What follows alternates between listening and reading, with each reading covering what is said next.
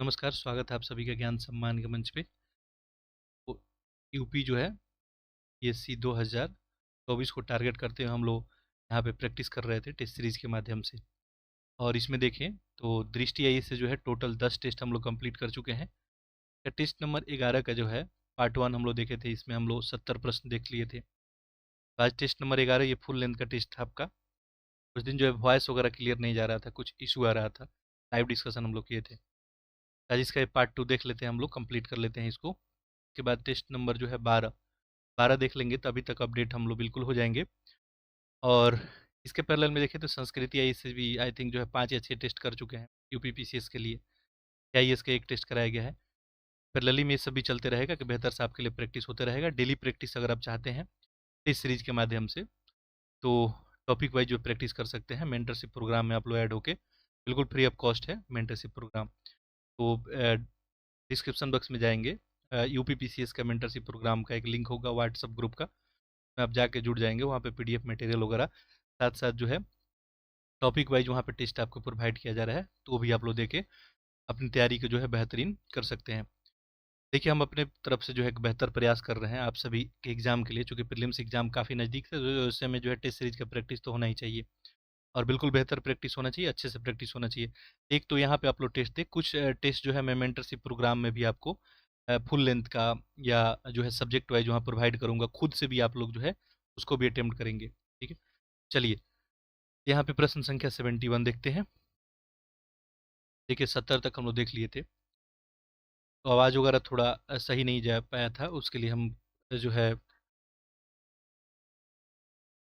काफ़ी जो है दिक्कत देखना पड़ा था आवाज़ को लेके। चलिए ठीक है, तो देखिए यहाँ पे अनुच्छेद है और उसको सुमेलित करना है। ठीक है, तो ये तो अगले पेज में यहाँ पे दिया है। जैसे अनुच्छेद देखिए 163, तो नेक्स्ट पेज में इसका आपका डाटा अवेलेबल है, मैं बता देता हूँ बाकी सब यहाँ पे। ठीक है, बाकी अगला प्रश्न से आप लोग अटेम्प्ट करेंगे।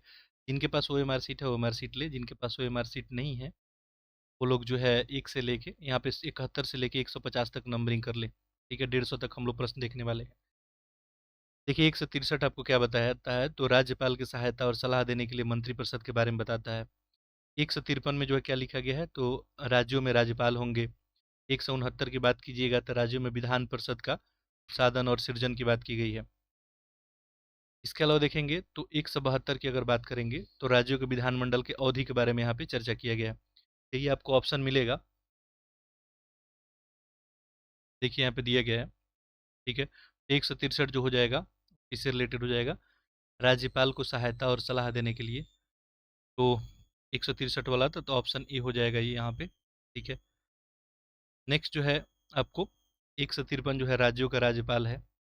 ठीक है, तो यहाँ पे जो आपका करेक्ट ऑप्शन बन जाएगा, अच्छा ये 153 हो जाएगा। ठीक है, यहाँ पे चलिए लिख देते हैं, ये आपका बना 163, ये 153 हो गया। राज्यों के विधानमंडल की अवधि के बारे में जो है, अगर टेन्यूर के बारे में देखेंगे तो आर्टिकल 172 है। और आर्टिकल वगैरह से तो प्रश्न पूछा ही जाता है। विधान परिषद का उत्साधन और सृजन करने की बात जो है, ये जो है कहाँ पे किया गया है, तो ये 169 में इंपॉर्टेंट है, सबको याद रखेंगे। तो ऑप्शन आपका यहाँ पे डी ही बनेगा। ठीक है, अगला देखिए प्रश्न हम लोग 72 देखते हैं। भारत के नियंत्रक और महालेखा परीक्षक के बारे में पूछा गया है। दो स्टेटमेंट है, पूछा गया है कि कौन सा इसमें सही है। बाकी ऑप्शन आपका यहाँ पे दिया है। ठीक है, 1 और 2 दोनों, केवल एक है सी में, केवल 2 ना। तो देखिए आजकल ऐसा ऑप्शन किया जा रहा है। ठीक है, ये देखेंगे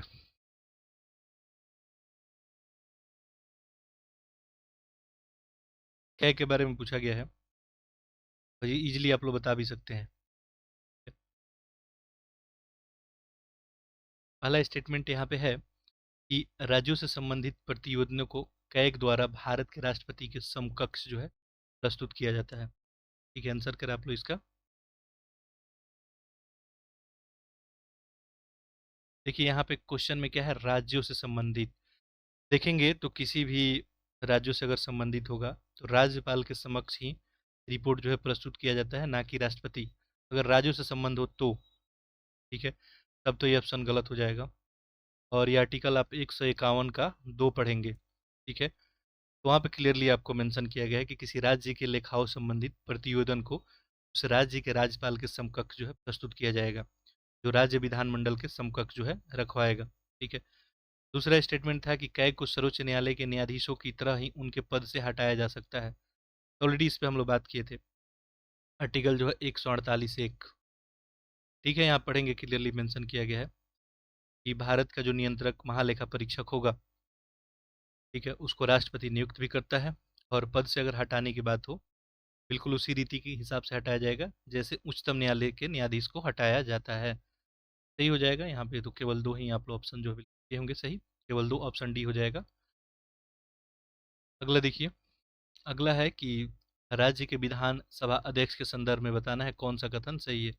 ऑप्शन देखेंगे तो ऐसे ही आपको दिख रहा है, एक और दो, दोनों, ना तो एक ना ही दो, केवल एक, केवल दो।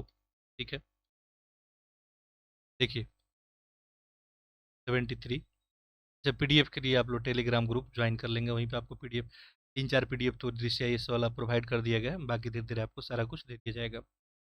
ठीक है, देखिए पहला लिखा है कि यदि अध्यक्ष जो है, ये राज्य के विधानसभा के अध्यक्ष के बारे में है, यदि अध्यक्ष विधानसभा का सदस्य नहीं रहता है तो अपना पद रिक्त कर देगा। ठीक है, देखिए आपको पता ही है कि 178 पढ़ेंगे तो राज्य के विधानसभा के अध्यक्ष और उपाध्यक्ष की बात की गई है, उसी से रिलेटेड ये प्रश्न है। दूसरा है कि जब अध्यक्ष अथवा उपाध्यक्ष को पद से हटाने का कोई संकल्प विचाराधीन होता है तो पीठासीन नहीं होगा। ये आंसर करें इसका आप लोग। देखिए यहाँ पे दोनों ही स्टेटमेंट आपको करेक्ट है, तो ऑप्शन ए ही सही हो जाएगा यहाँ पे। ठीक है, देखिए आर्टिकल 178 पढ़ेंगे। ठीक है, उसमें क्या लिखा गया है, राज्य विधानसभा का अध्यक्ष या उपाध्यक्ष के बारे में आपको लिखा गया है, और ये बताया गया है कि प्रत्येक राज्य की विधानसभा या था जो है शीघ्र अपने दो सदस्य को अपना अध्यक्ष और उपाध्यक्ष जो है चुनेगी। ठीक है, 179 एक पढ़ेंगे। ठीक है, 179 एक पढ़ेंगे। यहाँ पे क्लियरली मेंशन किया गया है कि विधानसभा के अध्यक्ष या उपाध्यक्ष के रूप में पद धारण करने वाले सदस्य, यदि विधानसभा का सदस्य नहीं रहता है तो उसे अपना पद रिक्त करना होगा। ठीक है, क्लियर यहाँ पे लिखा गया है। साथ साथ जो है अनुच्छेद 181 पढ़ेंगे आप, वहाँ पे क्या लिखा गया है कि जब अध्यक्ष या उपाध्यक्ष के पद से हटाने का कोई संकल्प विचाराधीन है तो वह पीठासीन नहीं होगा। ठीक है, दोनों यहाँ पे सही था। अगला देखते हैं हम लोग, ये प्रश्न जो है 74 हो गया, 75 देखते हैं।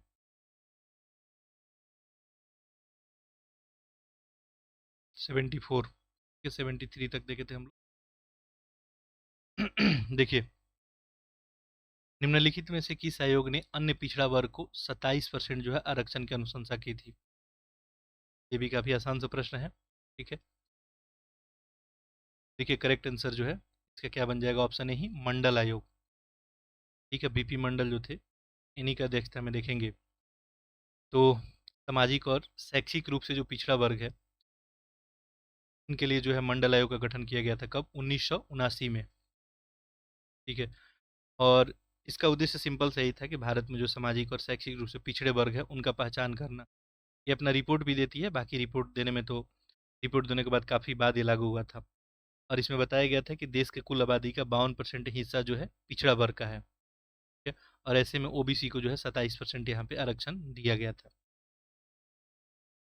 बाकी देखिए, इन सब आयोग से रिलेटेड भी आपसे प्रश्न पूछा जा सकता है। देखिए मेरा जो है ये प्रश्न जो है कुछ व्याख्या करने का तात्पर्य ये होता है कि एक प्रश्न में 3-4 प्रश्न हम लोग कवर कर रहे हैं यहाँ पे। ठीक है, अब इससे प्रश्न बनाया जाएगा तो ये भी आपको आना ही चाहिए। हंटर आयोग को पता ही है कि हंटर आयोग का गठन कब हुआ था, 1882 में। वे किस लिए हुआ था, दूसरा बात ये है, तो देखिए ब्रिटिश सरकार के द्वारा किया था। उद्देश्य सिंपल इसका ये था कि ब्रिटिश शासन के तहत भारत में शिक्षा की स्थिति का मूल्यांकन करना और इसके सुधार के लिए अनुशंसा करना। ठीक है, विलियम हंटर की अध्यक्षता में किया गया था हंटर आयोग का। सरकारी आयोग है आपका, इसका जो है गठन कब हुआ था, 1983 में, और ये भारत सरकार के द्वारा जो है केंद्र और राज्य सरकार के बीच संबंधों की समीक्षा के लिए किया गया था। जो न्यायमूर्ति थे आर एस जो है सरकारिया, उन्हीं की अध्यक्षता में किया गया था सरकारी आयोग। कोठारी आयोग पता ही होगा, 1964 में जो है जवाहरलाल नेहरू की अध्यक्षता में जो है गठन किया गया था। सिंपल टारगेट यही था कि विद्यालय, कॉलेज, विश्वविद्यालय जो है, मौजूदा जो शैक्षिक बुनियादी ढांचा है उसका मूल्यांकन करना, सुधार की पहचान करना, क्या क्या सुधार और किया जा सकता है, तो ये शिक्षा से रिलेटेड था। कभी कभी ऐसा भी प्रश्न पूछ देगा, मंडल आयोग, ठीक है, किससे संबंधित है, आरक्षण से, हंटर आयोग, ऐसे करके मैच करने का पूछ देगा। बस इस तरह से आप अपने आप को आप लोग प्रिपेयर रखिए। 75 देखिए, नगर पालिकाओं के सभी चुनाव आयोजित किए जाते हैं। बिल्कुल आसान सा प्रश्न है। नगर पालिका का तो नगर पालिका का चुनाव कौन आयोजित करेगा? भारत का निर्वाचन आयोग ही तो बिल्कुल नहीं करेगा, राज्य का निर्वाचन आयोग ही करेगा, कोई डाउट नहीं है किसी को। बाकी नगर पालिका हो गया, नगर पंचायत हो गया, इसके बारे में डिटेल ऑलरेडी हम लोग पहले बात किए थे। 74वां संविधान संशोधन करके और 1992 में जो नरसिम्हा राव थे उन्हीं के शासनकाल में जो है पारित किया गया था 1993 में। ठीक है, चलिए देखते हैं प्रश्न संख्या 76। धन विद्या के संदर्भ में पूछा गया है, निम्नलिखित में से कौन सा कथन सही है? अच्छा, यूपीपीसीएस का जो एग्जाम लिखने वाले हैं तो एक यूपीपीसीएस का जो है 25,000 प्लस प्रश्नों का एक सेट कराया गया है, वो आप लोग जाके देख सकते हैं। उसमें एक दो वीडियो और मैं करा दूंगा, वो कंप्लीट हो जाएगा। ठीक है, उसमें पूरा राज्य व्यवस्था, प्राचीन भारत का इतिहास, आधुनिक भारत का इतिहास, यूपी स्पेशल, ठीक है, ये सब पर्सन वहाँ पे, जनसंख्या, नगरीकरण वगैरह, खनिज मिनरल्स का डाटा जो अपडेटेड है, बजट, ये सब जो है आपको करा दिया गया है। एक दो टॉपिक और वहाँ पे करा देंगे, वो कंप्लीट हो जाएगा, तो उसे भी आप लोग जाके देख लेंगे, वो फास्ट रिवीजन के पर्पज से बनाया गया है। देखिए, धन विधेयक के बारे में पूछा गया है, बताना है कौन सा सही है। ठीक है, संसद के किसी भी सदन में इसको प्रस्तुत किया जाता है धन विधेयक को। इसे राज्यसभा द्वारा संशोधित या अस्वीकार किया जा सकता है। देखिए कितना बार इस प्रश्न का हम लोग चर्चा की है। इसका आंसर आप लोग करें, देखिए ऑप्शन यही है, एक दो, ना तो एक ना ही दो, केवल दो, केवल एक। देखिए करेक्ट आंसर यहाँ पे क्या बन जाएगा आपका? बात करें अगर हम लोग, देखिए ऑप्शन यहाँ पे आपका बी ही बन जाएगा, कोई स्टेटमेंट सही नहीं है यहाँ पे। ठीक है, अब कैसे, देखिए पॉलिटी में जो राज्य व्यवस्था में थोड़ा सा वर्डों को, शब्दों को ध्यान से देखना होता है। अनुच्छेद 109 पढ़ेंगे आप तो धन विधेयक जो है राज्य परिषद, राज्यसभा में बिल्कुल प्रस्तुत नहीं किया जा सकता है, ये लिखा हुआ है। और यहाँ पे क्या लिखा है? किसी भी सदन में प्रस्तुत किया जा सकता है, बिल्कुल गलत हो जाएगा। ठीक है, 109 पढ़ेंगे, क्लियरली मेंशन है कि धन विधेयक राज्यों के परिषद या राज्यसभा में प्रस्तुत नहीं किया जा सकता है। बाकी जो है अनुच्छेद 110 में इसको परिभाषित भी किया जाता है कि कौन विधेयक धन विधेयक होगा या नहीं होगा। ठीक है, अच्छा दूसरा जो है कि राज्यसभा द्वारा संशोधित अस्वीकार किया जा सकता है, बिल्कुल इनकरेक्ट है ये भी। ठीक है, राज्यसभा द्वारा संशोधित या अस्वीकार बिल्कुल नहीं किया जा सकता है, ध्यान रखेंगे। राज्यसभा को विधेयक की सिफारिश के साथ या बिना सिफारिश के वापस भेज सकती है। लोकसभा द्वारा स्वीकार या अस्वीकार किया जा सकता है, ना कि राज्यसभा के द्वारा। क्लियर होगा? चलिए अगला देखिए, आप लोग कमेंट करके बताएंगे कोई विधेयक धन विधेयक है या नहीं है, इसका निर्णय कौन लेता है। ठीक है, आप लोग कमेंट करके बताएंगे। एक छोटा सा प्रश्न है आप सभी के लिए, निम्नलिखित में से कौन लोकसभा का पहला दलित अध्यक्ष था? ये तो बिल्कुल फैक्चुअल सा प्रश्न है। लोकसभा का पहला दलित अध्यक्ष, ठीक है, तो ये जीएम जो है बालयोगी ही हो जाएंगे। ठीक है, मोहन चंद्र बालयोगी, ये 12वीं जो है लोकसभा में सबसे युवा और पहले दलित अध्यक्ष बने थे 1998 में। चलिए अगला देखते हैं, प्रश्न संख्या 78। देखिए, निम्नलिखित में से कौन सा भारतीय संविधान के अनुच्छेद जो है 21 का हिस्सा नहीं है? यहाँ बोला है कि अनुच्छेद 21 का हिस्सा नहीं है, कौन सा बता सकते हैं इजिली आप लोग? ठीक है, आश्रय है का अधिकार, विदेश यात्रा का अधिकार, निष्पक्ष सुनवाई, आत्महत्या का अधिकार। अनुच्छेद 21 पढ़ेंगे तो में निजता हो गया, विदेश यात्रा, आश्रय, अकेले कारावास में बंद होने के विरुद्ध का अधिकार, सामाजिक और आर्थिक न्याय और सशक्तिकरण का अधिकार है, हथकड़ी लगाने के विरुद्ध अधिकार है, हिरासत में मृत्यु के विरुद्ध का अधिकार है, देर से फांसी के विरुद्ध का अधिकार है। तो यहाँ पे देखिए पूछा गया कि नहीं है, तो आत्महत्या का अधिकार इसमें नहीं शामिल किया गया, तो यही आपको करेक्ट आंसर बन जाएगा। ठीक है, बाकी 21 वाला देखेंगे तो 21 वाला चार्ट काफी लंबा मिलेगा। डॉक्टरों की सहायता का अधिकार है 21 के अंतर्गत, सार्वजनिक फांसी के विरुद्ध का अधिकार है, सांस्कृतिक विरासत हो गया का संरक्षण का अधिकार है, शिक्षा का अधिकार, विचाराधीन कैदियों की सुरक्षा हो गया। के अलावा देखेंगे तो स्वास्थ्य और चिकित्सा सहायता का अधिकार है। ठीक है, ये सब बातें हैं। अगला देखिए, प्रश्न संख्या 79 पूछा गया है कि राज्यों के परिषद में सदस्यों के नामांकन की विशेषता कहाँ से ली गई है? राज्यों के परिषद में सदस्यों के नामांकन की विशेषता, ये विशेषता देखेंगे तो ये आयरलैंड के संविधान से लिया गया, बिल्कुल सी ऑप्शन करेक्ट यहाँ पे हो जाएगा। बाकी इसके बारे में खूब हम लोग चर्चा किए हैं। ठीक है, देखिए पहला में संयुक्त राज्य जो है अमेरिका दिख रहा है, तो अमेरिका के संविधान की बात करेंगे। यहाँ से मूल अधिकार हो गया, न्यायपालिका की स्वतंत्रता, न्यायिक पुनर्लोकन, राष्ट्रपति पे महाभियोग, सर्वोच्च न्यायालय और उच्च न्यायालय के न्यायाधीशों को हटाने जाने का प्रोसेस और उपराष्ट्रपति के पद सारा अमेरिका से है। कनाडा के संविधान से अगर बात करेंगे, यहाँ पे जो है सशक्त केंद्र के साथ संघीय व्यवस्था यहीं से हम लोग अपनाए हैं। अवशिष्ट शक्तियों का केंद्र में निहित होना, इन दो राज्यों के राज्यपाल की नियुक्ति और सर्वोच्च न्यायालय के परामर्श जो है दार्शी परामर्शी न्याय जो है निर्णय ने सब लिया गया है। आयरलैंड के बारे में पता ही है, और नीति ने सक्रिय हम लोग तत्व। इसके अलावा राज्य सभा की बात करेंगे तो सदस्यों का नामांकन और राष्ट्रपति के निर्वाचन का पद्धति। और देखिए यहाँ पे राज्य परिषद में सदस्यों का नामांकन वाला बात आपसे पूछा गया था।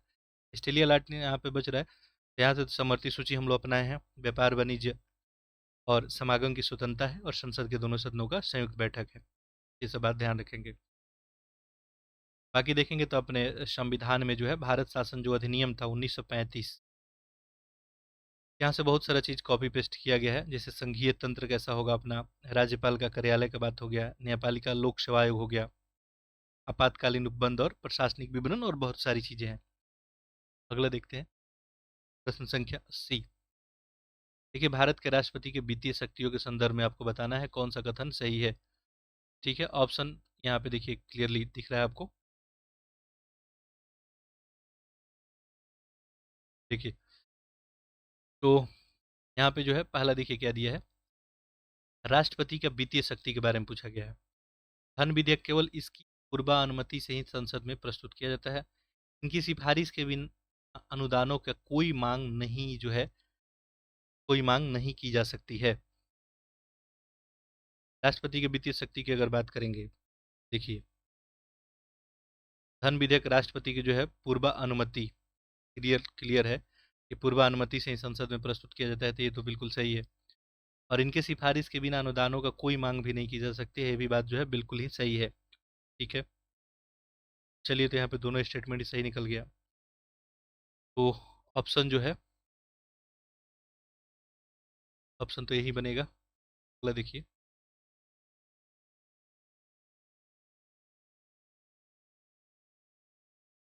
आर्द्रता के संबंध में पूछा गया है। ठीक है, देखिए पहला है कि निरपेक्ष आर्द्रता वायु के प्रति इकाई मात्रा में जल वाष्प का भार होता है। महासागरों के ऊपर सापेक्षिक आर्द्रता सबसे कम होती है, बताना है कौन सा सही है। ठीक है, आर्द्रता को लेकर आपसे प्रश्न पूछा गया है। ठीक है, देख सकते हैं यहाँ पे पूछा गया है with reference of humidity which of following statement is correct, humidity को लेके। और ये अच्छा प्रश्न है साइंस का एक। बाकी ऑप्शन आपका एज इट इज वैसे ही है। देखिए जैसे पहला में देखिए केवल दो है, यहाँ पे केवल एक है, ना तो एक ना ही दो, और दोनों है डी में।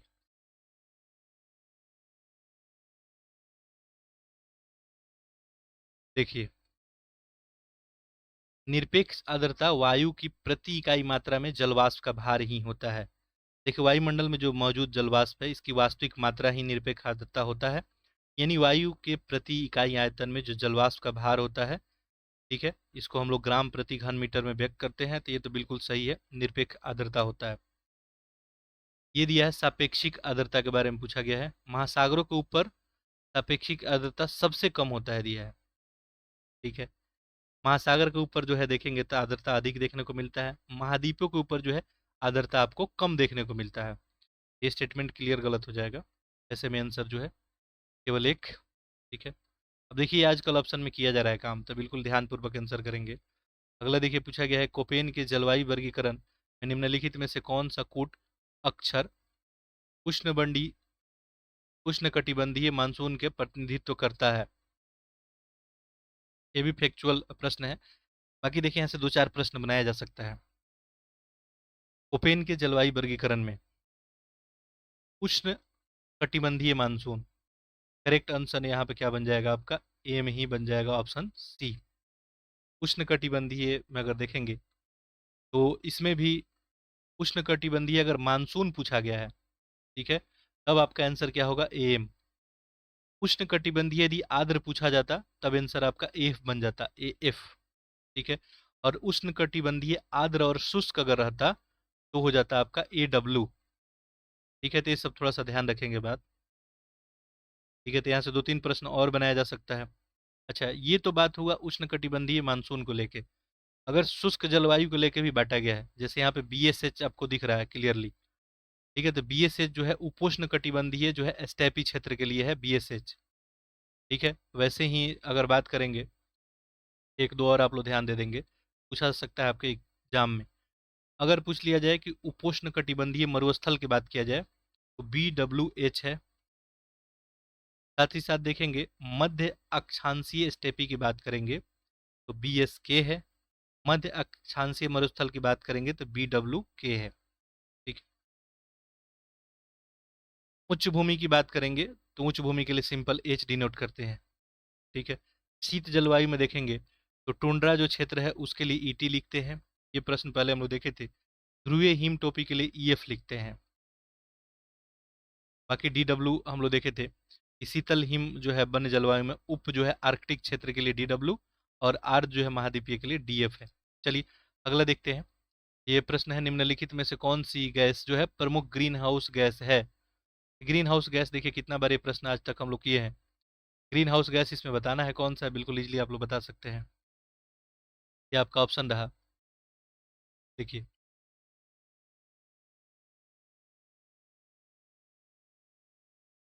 देखिए ग्रीन हाउस में बात करेंगे तो नाइट्रस ऑक्साइड है। ठीक है, N2O। यहाँ पे आपको मीथेन दिख रहा है दूसरा, CH4। कार्बन डाइऑक्साइड CO2 हो गया, और जल वाष्प। ये सारा ग्रीन हाउस गैस में ही हम लोग इसको काउंट करते हैं, तो सारा ही ऑप्शन सही हो जाएगा। तो ऑप्शन क्या हो जाएगा, D बन जाएगा। अगला देखते हैं, 84। देखिए रेशम कीटों के पालन को क्या कहते हैं, तो बिल्कुल आसान सा प्रश्न है, एक्चुअल है। ठीक है, देखिए रेशम कीट के पालन को हम लोग सेरिकल्चर ही, बिल्कुल आप लोग आंसर एक एक करते जाएं। ठीक है, देखिए यहाँ पे एपी कल्चर दिख रहा है। एपी कल्चर किसको बोलते हैं, तो मधुमक्खी और उनके छत्तों के कॉलोनियों को बढ़ाने के लिए जो रख रखाव होता है, यानी मधुमक्खी पालन, एपी कल्चर। हॉर्टिकल्चर की बात करेंगे तो ये पादप कृषि की, ये बागवानी फसल, आमतौर पर जैसे फल सब्जी वगैरह देखेंगे तो उससे संबंधित है हॉर्टिकल्चर। फ्लोरिकल्चर, फ्लोरी फूल की खेती से संबंधित है। ठीक है, अगला देखिए। अगला प्रश्न है आपको, माइकोप्लाज्मा के संदर्भ में निम्नलिखित में से कौन सा सही है। नीचे दिए कूट का प्रयोग करके सही उत्तर बताना है। देखिए, तो यहाँ पे आंसर क्या बन जाएगा आपका, माइकोप्लाज्मा को लेके देखें, ये केवल प्राणियों के लिए रोगजनक होते हैं। ऐसे जीवधारी हैं जिनमें कोशिका भित्ति का पूर्णतः अभाव होता है, यानी कोशिका भित्ति इनमें सेल मेम्ब्रेन होता ही नहीं है, ये बताया जा रहा है। ठीक है, देखिए,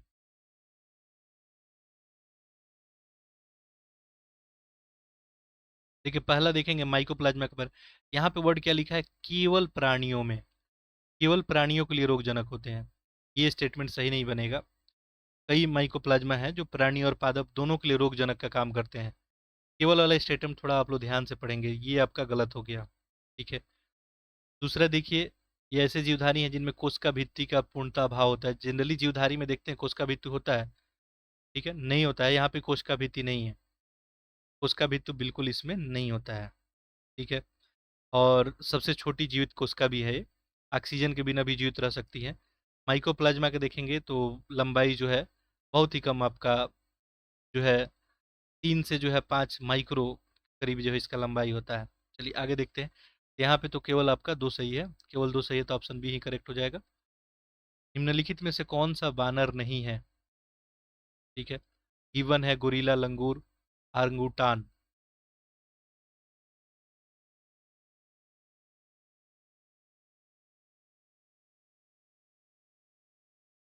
देखिए आंसर करें इसका,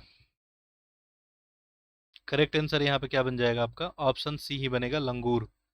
देखिए बात करेंगे अगर बानर एपी की, तो पूंछ का जो है पूर्ण अनुपस्थिति, पूंछ की उपस्थिति उनके जो है जटिल मस्तिष्क के कारण ही बानरों को जो है बंदर से बिल्कुल अलग रखा गया है। इसमें जो है गोरिल्ला दिख रहा था, ये बानरों में जो है सबसे बड़ा होता है, और मनुष्य के सबसे निकट भी इसको हम लोग देखते हैं। ठीक है, चिड़ियाघर वगैरह में आप लोग इसको देखे होंगे। गोरिल्ला, चिंपांजी हो गया, बोनोबो, आर्गुंटान, ये सब जो है बड़े बड़े आकार के होते हैं। ठीक है, गिबन वगैरह की बात करेंगे तो बिल्कुल बंदरों से मिलते जुलते होते हैं। ठीक है, ये लंगूर जो दिया है, ये एशियाई बंदर के जो है कई प्रजातियों को दिया गया एक सामान्य नाम है। इनका पूंछ काफी लंबा देखने को मिलता है, बिल्कुल बानर नहीं होते हैं। ठीक है, अगला देखिए, निम्नलिखित में से कौन सा सर्प प्राकृतिक में विषैला नहीं होता है? ठीक है, विषैला नहीं होगा तो ये तो फैक्चुअल सा प्रश्न है। कोबरा, वाइपर, करैत, पाइथन।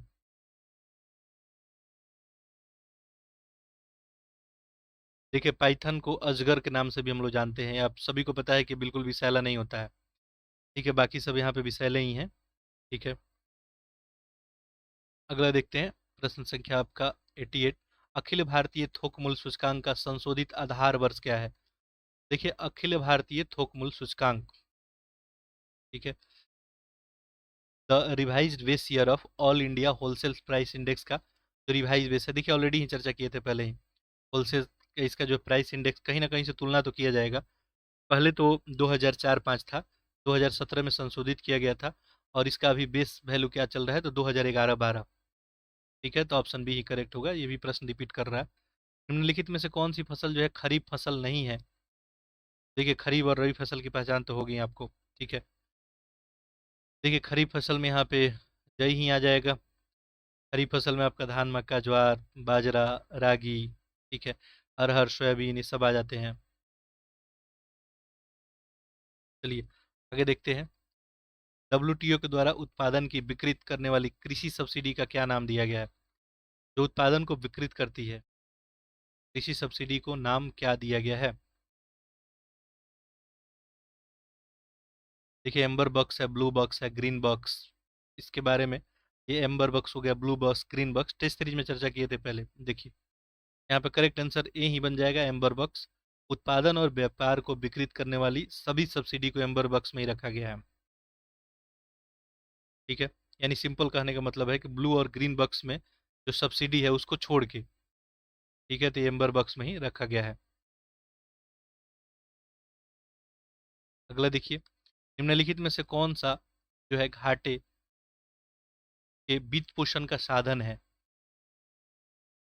ठीक है, क्या पूछना चाह रहा है? Which of following is are means of deficit financing? External aids है, internal borrowing, printing currency, external borrowing.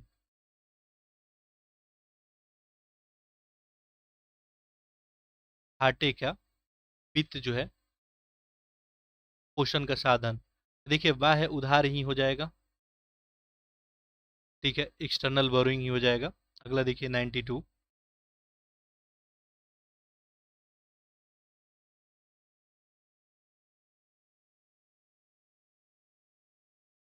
ठीक है, देखिए 90 अगर 2 में देखेंगे, देखिए 1 मिनट, 91 देखते हैं। देखिए, तो यहाँ पे आंतरिक ऋण को भी इसमें शामिल कर लेंगे हम लोग। देखिए, ऑप्शन आप लोग चेंज कर लेंगे, यहाँ पे करेक्ट कर लेंगे। ठीक है, इसमें जो है ये थोड़ा सा उल्टा मैं एक्सप्लेन कर दिया, इसको थोड़ा करेक्ट कर लेंगे आप लोग। 1 मिनट,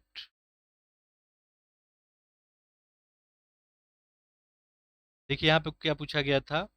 घाटे के वित्त पोषण का साधन। ठीक है, तो बाह्य सहायता, आंतरिक ऋण और मुद्रा छपाई हो जाएगा।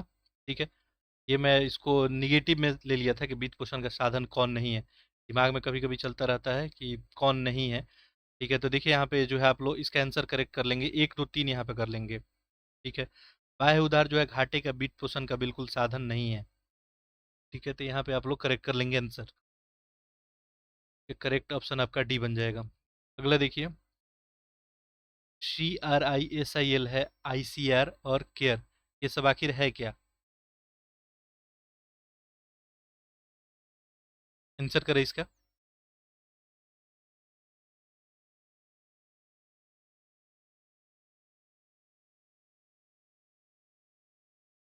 देखिए, क्लियर आंसर क्या क्या बनेगा? ये ऑप्शन ही बनेगा, क्रेडिट रेटिंग एजेंसी है सब। ठीक है, देखिए ऋण दायित्व को पूरा करने के लिए जो संभावित ऋण कर्ता का जो है क्रेडिट योग्यता का आकलन करने के लिए क्रेडिट रेटिंग दिया जाता है। और ऐसे में भारत में क्रेडिट रेटिंग की शुरुआत जो है कब की गई थी? 1988 में।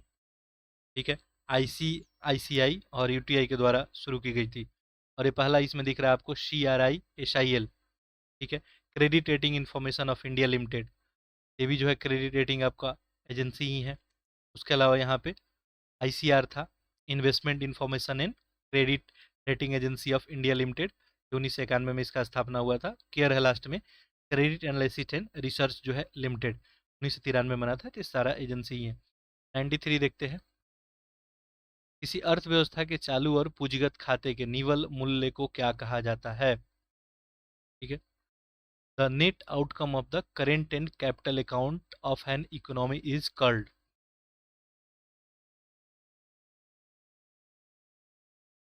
देखिए, अदायगी संतुलन ही इसको बोलेंगे। ठीक है, अदायगी संतुलन यानी बैलेंस ऑफ पेमेंट है, बिल्कुल यही सही हो जाएगा। अगला देखिए, अगला प्रश्न है नकदी प्रबंधन बिल के संदर्भ में आप लोग एक एक प्रश्न का आंसर करेंगे। थोड़ा आपको वक्त दे रहा हूँ।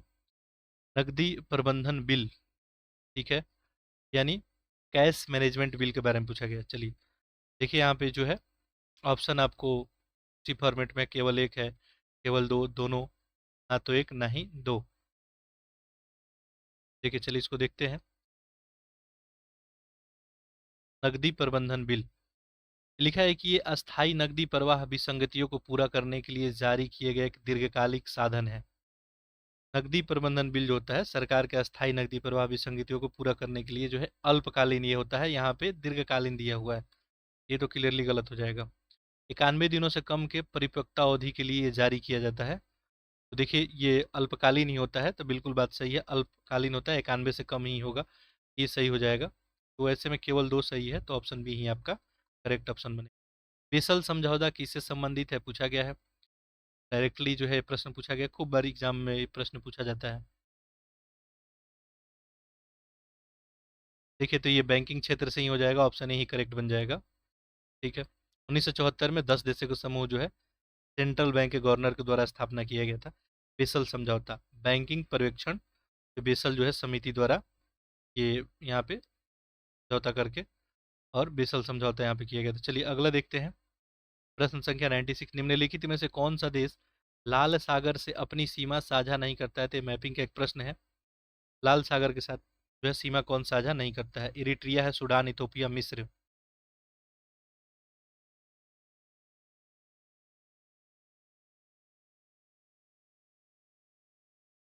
देखिए लाल सागर से आप देखेंगे तो मिस्र, Saudi Arabia, Yemen, Sudan, Eritrea, Djibouti, ये सब। इथोपिया जो है सीमा नहीं बनाता है। ठीक है, तो ऑप्शन ये आपका सही हो जाएगा। मैप इसको आप लोग एक बार देख लेंगे, ठीक है, क्लियरली आपको मेंशन हो जाएगा। अगला देखिए 97 देखते हैं। भारत में उत्तरी मैदान के संदर्भ में पूछा गया है, निम्नलिखित में कौन सा कथन सही है? ये आपका ऑप्शन रहा। देखिए उत्तरी मैदान के बारे में पूछा गया है, ये मान लीजिए भारत हो गया, ठीक है, रफली जो है उत्तरी मैदान ये उत्तर वाला ही क्षेत्र होगा, इसी के बारे में पूछा गया है। देखिए यहाँ पूछा क्या गया है, पहला कि सिंधु गंगा का क्षेत्र की जलवायु उपोष्ण कटिबंधीय है। ठीक है, दूसरा है तराई हिमालय का जो गिरिपाद में मोटे बजरी और कंकड़ से युक्त एक संकीर्ण क्षेत्र है। आंसर करें इसका।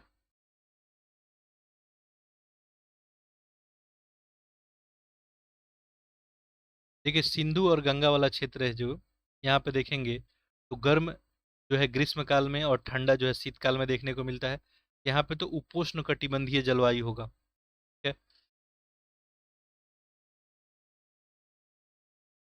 ये तो सही है, पहला स्टेटमेंट तो सही है। ठीक है, दूसरा देखिए तराई जो है हिमालय के गिरिपाद में मोटे बजरी और कंकड़ से युक्त एक संकीर्ण क्षेत्र है। तो दूसरा वाला जो है स्टेटमेंट तो क्लियरली यहाँ पे गलत दिख रहा है। हिमालय के जो है गिरिपाद में मोटे बजरी और कंकड़ से युक्त संकीर्ण क्षेत्र है, 8 से 16 किलोमीटर चौड़ा है ये। ठीक है, ये जो है आपको तराई हिमालय में देखने को नहीं मिलता है। तराई हिमालय में देखेंगे तो दलदली क्षेत्र वगैरह देखने को मिलता है। ठीक है, ये भाबर वाला जो क्षेत्र बन जाएगा। देखिए भारत में जो उत्तरी मैदान है जलोढ़ मिट्टी की प्रकृति और ऊंचावच की विशेषता के आधार पर चार भौगोलिक क्षेत्र में बांटा गया है इनको, एक तो भाबर, एक तराई, एक भांगर। ये भाबर का विशेषता दिया है, ठीक है, ना कि तराई का। ये गलत हो जाएगा। तराई का विशेषता क्या होता है? ये भाबर के जो है दक्षिण में दलदला क्षेत्र होता है। ये 20 से 30 किलोमीटर चौड़ा और समृद्ध मिट्टी, इसमें सघन वनस्पति वगैरह देखने को मिलता है। तो यहाँ पे केवल एक, और केवल एक तो अपने को ऑप्शन डी में दिख रहा है। ठीक है, सुमेलित करना है, एक तरफ नदी घाटी परियोजना है और कौन सुमेलित नहीं है ये पूछा गया है। देखिए, भाखड़ा नांगल कहाँ है आपका, तो कहाँ है ये नहीं पूछा गया है। ये भी पूछा जा सकता था कि कौन से राज्य में है। ठीक है, मैच करने का ऐसा भी प्रश्न आता है फैक्चुअल सा। अच्छा, इसमें कौन सुमेलित नहीं, देखिए भाखड़ा नांगल आप लोग आंसर कर रहे होंगे। बिल्कुल, यहाँ पे करेक्ट आंसर क्या होगा आपका, ऑप्शन जो है सी ही होगा। देखिए, भाखड़ा नांगल तो आपको सतलुज नदी पे ही बनी है, कहाँ पे, पंजाब में। ठीक है, मंडी परियोजना ये जो है ब्यास नदी पे ही है, और ये हिमाचल प्रदेश में है, ये भी बात ध्यान रखेंगे। नागार्जुन सागर यहाँ पे दिया है मंजरा, ये कृष्णा नदी पे है और ये आंध्र प्रदेश में है, ये गलत हो जाएगा। फरक्का परियोजना ये आपको करेक्ट है, ये गंगा पे ही है और पश्चिमी बंगाल में देखने को मिलता है। बाकी इसके अलावा देखेंगे तो महत्वपूर्ण कुछ परियोजनाएं हैं, जैसे चंबल घाटी परियोजना है, चंबल में है, मध्य प्रदेश और राजस्थान में है। चंबल घाटी में देखेंगे तो तीन नाम आता है, जो ऑलरेडी हम लोग पहले क्वेश्चन किए थे, गांधी सागर बांध, राणा सागर और जवाहर सागर। ठीक है, चंबल नदी पे। इसके अलावा देखेंगे तो काकरा पार परियोजना जो है तापी नदी पे गुजरात में है। ठीक है, शिव समुद्रम भी काफी फेमस है, उसको भी ध्यान रखेंगे। शिव समुद्रम जो है ये कावेरी नदी पे कर्नाटक में है। टिहरी जो है उत्तराखंड में है, भागीरथी पे। ये सब थोड़ा ध्यान रखेंगे। अगला देखते हैं, प्रश्न संख्या 99। देखिए, खादी और ग्रामोद्योग आयोग निम्नलिखित में से किस केंद्रीय मंत्रालय के अंतर्गत कार्य करता है। खादी और ग्रामोद्योग आयोग,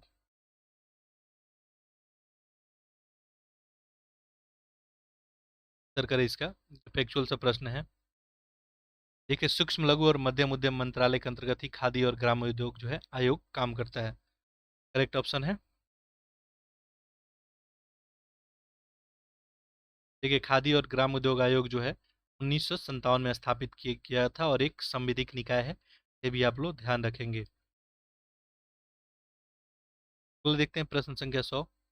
राष्ट्रीय खाद्य तेल पाम मिशन, जो पाम मिशन है, तो शुरू कब किया गया था, तो फैक्चुअल से प्रश्न पूछा गया है। देखिए, राष्ट्रीय जो है खाद्य तेल पाम मिशन जो है, इसका शुरुआत आपको 2021 में। ठीक है, अगला देखिए प्रश्न संख्या 101। निम्नलिखित कथनों में कौन सा नीति आयोग के संदर्भ में सही है। नीति आयोग के बारे में पूछा गया है। ठीक है, देखिए भारत के राष्ट्रपति इसकी अध्यक्षता करते हैं, नीति आयोग का। इसकी शासी परिषद में सभी राज्यों के मुख्यमंत्री होते हैं। देखिए, तो आपको पता ही है कि 1 जनवरी 2015 को जो है नीति आयोग बना था, इससे पहले जो है आपका,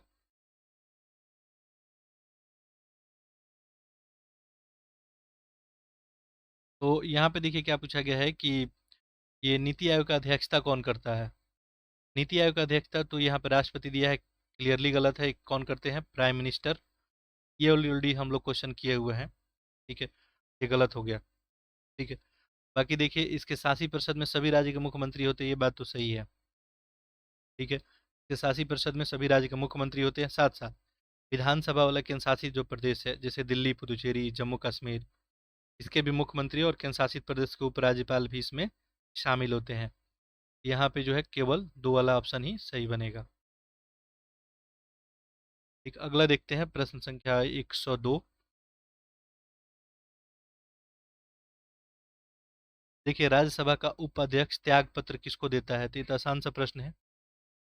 राज्यसभा का जो है उपाध्यक्ष, करेक्ट उपराष्ट्रपति हो जाएगा। राज्यसभा का उपाध्यक्ष जो है उपराष्ट्रपति को ही त्याग पत्र देगा, कल सा कहानी है।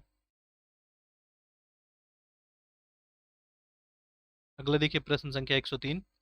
निम्नलिखित विषयों में कौन सा सर्वोच्च न्यायालय का अपीलीय क्षेत्राधिकार के अंतर्गत आता है। अपीलीय क्षेत्राधिकार के अंतर्गत, संवैधानिक मामला, नागरिक का मामला, आपराधिक मामला, विशेष अवकाश। देखिए, संवैधानिक मामला भी जो है सर्वोच्च न्यायालय का अपीलीय क्षेत्र के अधिकार के अंदर आ जाएगा। नागरिक वाला मामला कोई हो, आपराधिक हो, विशेष अवकाश, सारा ही आ जाएगा। ठीक है, उच्चतम न्यायालय के जो अपीलीय क्षेत्र के बारे में जो आपको देखना है, तो आर्टिकल 132 का एक, 133 का एक, 134 में सारा जो है क्लियरली आपको मेंशन किया गया है। ठीक है, चाहे मामला संवैधानिक हो, ठीक है, चाहे सिविल का कोई मामला हो, आपराधिक मामला हो, कुछ विशेष अनुमति संबंधित मामला हो, सारा इसमें आ जाएगा। तो ऑप्शन बी आपका करेक्ट बनेगा। अगला प्रश्न करें, निम्नलिखित कथनों में कौन सा जो है लोकपाल और लोकायुक्त अधिनियम 2013 के संदर्भ में सही है? देखिए ऑप्शन ये रहा आपका दोनों। एक ऑप्शन सी में है ना तो एक नहीं दो, डी में बी है। देखिए क्या पूछा गया है, लोकपाल और लोकायुक्त अधिनियम। लोकपाल के अधिकार क्षेत्र में भारत के राष्ट्रपति भी शामिल है। इसके अनुसार लोकपाल के 30% सदस्य अनुसूचित जाति, अनुसूचित जनजाति, अन्य पिछड़ा वर्ग, अल्पसंख्यक और महिलाओं से होगा। देखिए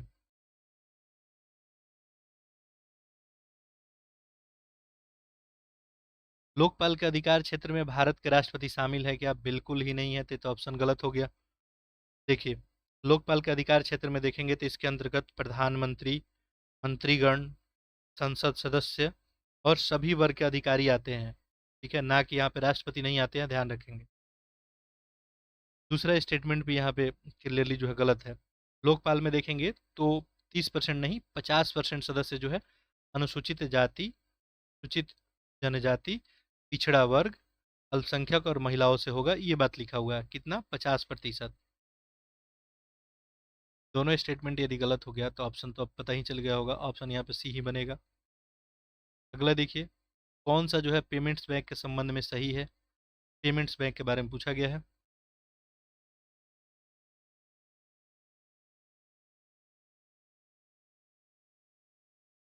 देखिए पेमेंट्स बैंक क्या कर सकता है, मांग जमा को स्वीकार नहीं कर सकता है, यहाँ पे दिया है। स्वीकार कर सकता है बिल्कुल, ये तो गलत हो जाएगा। क्रेडिट कार्ड जारी कर सकते हैं, नहीं। अनिवासी भारतीयों को जमा, वे भुगतान और प्रेषण सेवाएं प्रदान कर सकते हैं। ठीक है, ये सही हो जाएगा। अच्छा पेमेंट्स बैंक के बारे में पूछा गया था ना, हाँ यही सही होगा। भुगतान और प्रेषण सेवाएं प्रदान कर सकते हैं और मांग जमा स्वीकार नहीं कर सकते हैं। ठीक है, ये मांग जमा जो है स्वीकार कर सकते हैं पेमेंट्स बैंक। अब पेमेंट्स बैंक में देखे होंगे जैसे आपका एयरटेल पेमेंट बैंक हो गया, इंडिया पोस्ट पेमेंट बैंक हो गया, ये सब इसका उदाहरण है। ये क्या होता है, एक भुगतान बैंक होता है जिसमें अन्य बैंक समान ही होता है, लेकिन ये छोटे या प्रतिबंधित पैमाने पर काम करता है, या बहुत बड़े पैमाने पर काम नहीं करता है। तो चाहे मांग हो, जमा की स्वीकृति हो, ये तो कर सकता है, कभी लिमिटेशन होता है। ठीक है, साथ साथ जो है एटीएम डेबिट कार्ड ये जारी कर सकता है, क्रेडिट कार्ड ये जारी नहीं कर सकता है। यहाँ पे लिखा था क्रेडिट कार्ड, तो क्रेडिट कार्ड ये लोग जारी नहीं कर सकते हैं, की लिमिटेशन है यहाँ पे, तो क्रेडिट कार्ड तो जारी नहीं कर सकते हैं। चलिए अगला देखते हैं, निम्नलिखित में से कौन सा प्रधानमंत्री जनधन योजना के अंतर्गत शामिल है? जनधन योजना वित्तीय साक्षरता, लाभार्थी को रुपए डेबिट कार्ड दिया जाता है इसमें, बैंकिंग सुविधा तक सार्वभौमिक पहुंच होता है। देखिए पीएम जनधन योजना जो है ये कब आया था, ये भी बात याद रखेंगे। ये कब आया था पीएम जनधन योजना? 2014 में। ठीक है, 2014 में जो है ये पीएम जनधन योजना आपको लॉन्च किया गया था 28 अगस्त को। इसमें जो है प्रत्येक परिवार के लिए न्यूनतम एक बुनियादी बैंकिंग खाता का सुविधा उपलब्ध कराया गया था, वित्तीय साक्षरता, ऋण और बीमा तक पहुंच था। लाभार्थी को जो है डेबिट कार्ड एक प्रदान किया गया था, रुपए डेबिट कार्ड, ये भी सही है। बैंकिंग सुविधा तक जो है सार्वभौमिक पहुंच, तो ये भी बात जो है करेक्ट ही होगा। अब इस माध्यम से जो है सभी तक पहुंच बन पाया है, अब जिससे गवर्नमेंट जो है डीबीटी के माध्यम से बहुत सारा योजना स्कीम का पैसा डायरेक्ट लाभार्थी के खाता में ट्रांसफर कर दी है। तो ऑप्शन डी ही आपका करेक्ट बन जाएगा। साथ साथ देखेंगे तो 1 लाख रुपए का जो है दुर्घटना बीमा वगैरह भी इसमें दिया जाता है पीएम जनधन योजना के अंतर्गत। ठीक है, अगला देखिए 107।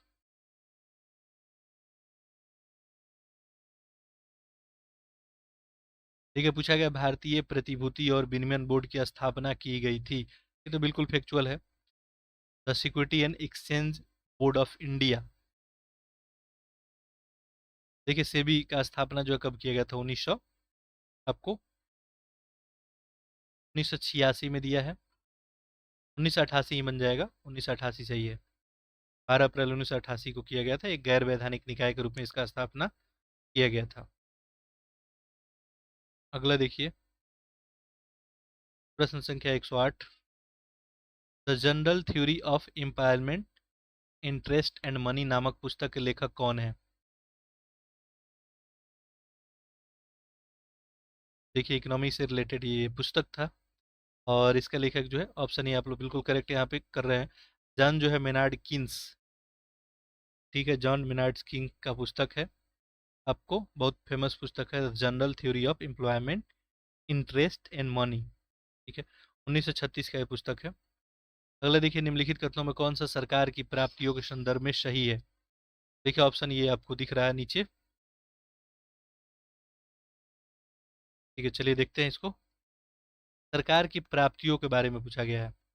सरकार की वे सभी प्राप्तियां जो देनदारी उत्पन्न करती है अथवा वित्तीय अस्तियों को कम करती है, पूंजीगत प्राप्ति कहलाती है। राजस्व प्राप्ति वो प्राप्ति होती है जिनके आधार पर सरकार पे दावा किया जाता है। देखिए, सरकार की वो प्राप्ति प्राप्ति जो देनदारी उत्पन्न करती है, वित्तीय अस्तियों को कम करती है, पूंजीगत प्राप्ति ही कहलाती है। तो बात बिल्कुल क्या है, करेक्ट है। दूसरा जो स्टेटमेंट यहाँ पे करेक्ट नहीं दिख रहा है, राजस्व प्राप्ति कैसा प्राप्ति होता है? सरकार पे कोई दावा ये नहीं बनाता है, इसलिए इसको हम लोग गैर प्रतिदेय भी बोलते हैं। यहाँ पे बोल रहा है सरकार पे दावा बनाता है, ऐसे में गलत हो जाएगा, केवल एक सही हो जाएगा। ऑप्शन ए ही आपका करेक्ट बनेगा। निम्नलिखित में कौन पूंजी खाते के अंतर्गत आता है? तो ये तो आसान सा प्रश्न है, पूंजी खाते के अंतर्गत पूछा गया है, अंडर कैपिटल अकाउंट। ठीक है, तो आंसर कर ले इसका। प्रत्यक्ष विदेशी निवेश है, एफडीआई हो गया, विदेशी संस्थागत निवेश, सरकारी सहायता, सेवा सेवाओं का व्यापार। देखिए ये ऑप्शन रहा आपका। देखिए, तो प्रत्यक्ष विदेशी निवेश पूंजी खाता के अंतर्गत आ जाएगा, विदेशी संस्थागत कोई निवेश हो रहा है, सरकारी सहायता है, ये सेवाओं का व्यापार यहाँ पे शामिल नहीं किया जाएगा। ठीक है, यहाँ पे देख सकते हैं। ठीक है, पूछा गया था कैपिटल अकाउंट के बारे में, फॉरेन डायरेक्ट इन्वेस्टमेंट हो जाएगा, कुछ इंस्टीट्यूशनल है वो भी हो जाएगा, governmental aid, trade and service शामिल नहीं होगा, तो एक दो तीन ही सही बनेगा। ऑप्शन यहाँ पे क्या बनेगा आपका, एक ही बनेगा। ठीक है, कैपिटल अकाउंट में हमेशा ध्यान रखेंगे, में आपको इन्वेस्टमेंट जो है डायरेक्ट भी होता है, पोर्टफोलियो इन्वेस्टमेंट भी होता है, एक्सटर्नल बोरोइंग भी इसके अंतर्गत आ जाता है, साथ साथ जो है एक्सटर्नल जो है आपको असिस्टेंस भी आ जाता है। चलिए अगला देखते हैं हम लोग, प्रश्न संख्या 111। बाल मुख्य रूप से जिस प्रोटीन से बने होते हैं, इस प्रोटीन का नाम बताना है, बाल, हेयर।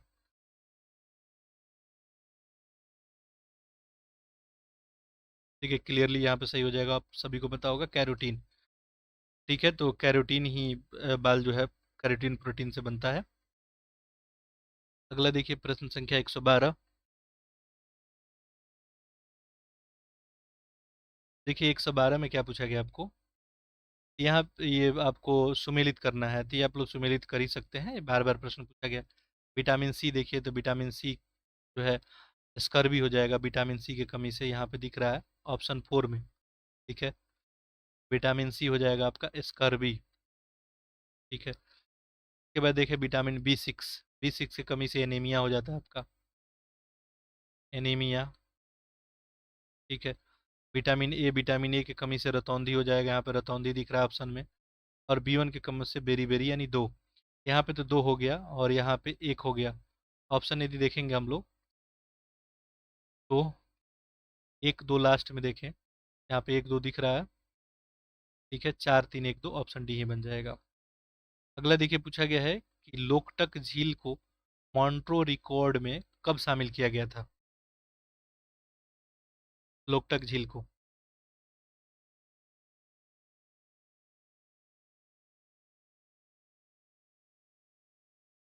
देखिए करेक्ट आंसर यहाँ पे क्या बन जाएगा आपका, ऑप्शन ही बनेगा, 1993 में शामिल किया गया था।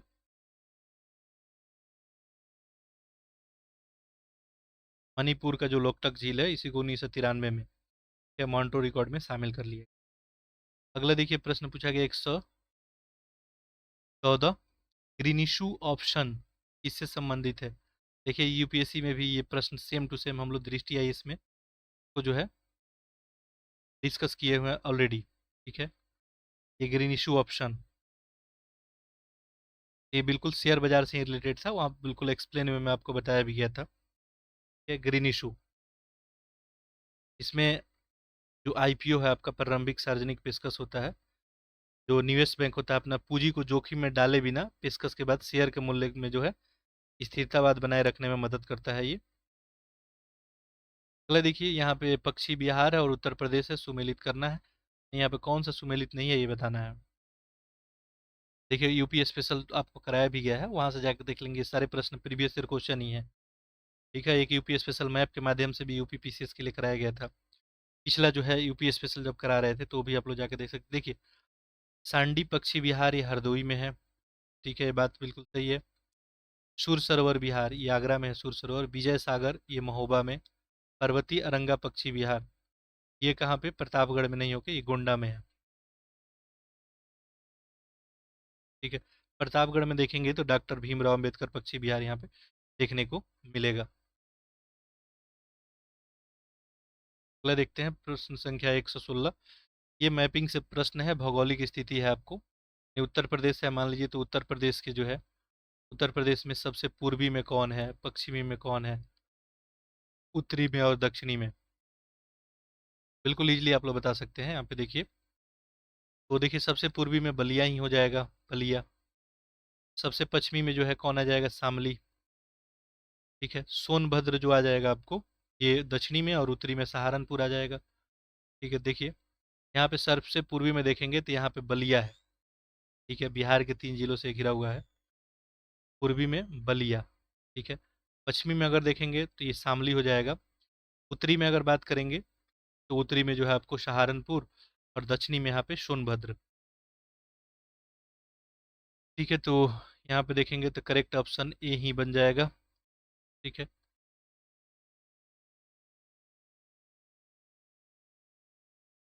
बहुत सारा डाटा वहाँ पे हम डिस्कस किए हैं, और यूपी का मैप वगैरह भी बताए थे, साथ साथ यूपी का जनगणना वगैरह, ये सब आप लोग ध्यान रखेंगे। जैसे आपको क्षेत्रफल की दृष्टि से सबसे बड़ा जिला कौन है उत्तर प्रदेश का, तो लखीमपुर खीरी है। सबसे छोटा पूछा जाए हापुड़ हो जाएगा। 3 राज्यों से जो है घिरा हुआ सीमा सहारनपुर लगाता है। ठीक है, कृषि जलवायु क्षेत्र 9 था। देखिए अभी आपको आर आर में प्रश्न पूछा भी गया था। ठीक है, चलिए आगे देखते हैं। उत्तर प्रदेश का निम्नलिखित में से कौन सा जिला जो है हरियाणा के साथ सीमा साझा नहीं करता है। देखिए ये भी आपको मैपिंग से एक और प्रश्न हुआ। ठीक है, वो लेक्चर आप लोग देख लेंगे, मैपिंग का कोई प्रश्न आपसे नहीं छूटेगा। हरियाणा का अगर बात करेंगे तो हरियाणा से जो है 6 जिले, उसमें सहारनपुर भी, अलीगढ़, बागपत आ जाएगा, गौतम बुद्ध नगर, मथुरा। ठीक है, देखिए रामपुर इसमें नहीं आएगा, तो ऑप्शन ए ही करेक्ट हो जाएगा। बाकी बिहार से देखेंगे तो 7 जिला, मध्य प्रदेश से 11। ठीक है, उत्तराखंड से 7 जिला, दिल्ली से 3, राजस्थान से 2, और छत्तीसगढ़, झारखंड और हिमाचल प्रदेश से 1 जिला बाउंड्री शेयर करता है। छत्तीसगढ़ झारखंड तो सोनभद्र ही था केवल। ठीक है, नेपाल से 7 जिला जो है बाउंड्री शेयर करते हैं, तो ये सब ध्यान में रखेंगे। उत्तर प्रदेश वस्त्र प्रौद्योगिकी संस्थान कहाँ पे स्थित है, यूपी स्पेशल ये सब प्रश्न है। उत्तर प्रदेश वस्त्र प्रौद्योगिकी संस्थान। ठीक है, तो करेक्ट आंसर क्या हो जाएगा, कानपुर। ठीक है, बाकी देखिए बनारसी में क्या है, तो बनारसी में आपको व्यापार सुविधा केंद्र और शिल्प संग्रहालय है। लखनऊ में बात करेंगे तो लखनऊ में देखेंगे तो केंद्रीय उपोष्ण कटिबंधीय बागवानी संस्थान है। नोएडा की बात करेंगे तो यहाँ पे बीबी गिरी राष्ट्रीय श्रम संस्थान है। ठीक है, कानपुर में यहाँ पे हम लोग देखें कि वस्त्र प्रौद्योगिकी संस्थान है कानपुर में। साथ ही साथ कानपुर में देखेंगे तो राज्य औद्योगिक विकास प्राधिकरण भी यहीं पे है। ठीक है, और लक्ष्मीपत जो है सिंघानिया इंस्टीट्यूट ऑफ कार्डियोलॉजी भी कानपुर में ही देखने को मिलेगा। देखिए जनगणना से एक प्रश्न है यहाँ पे कि 2011 के जनगणना उत्तर प्रदेश का लिंगानुपात। सारा हम उत्तर प्रदेश जनगणना ही आपको और भारत का जनगणना एक वीडियो में पूरा कराया गया है प्रश्नों के माध्यम से। तो 100+ प्रश्न है, तो उसको आप लोग जाके देख लें, यहाँ से प्रश्न एक आध आएंगे।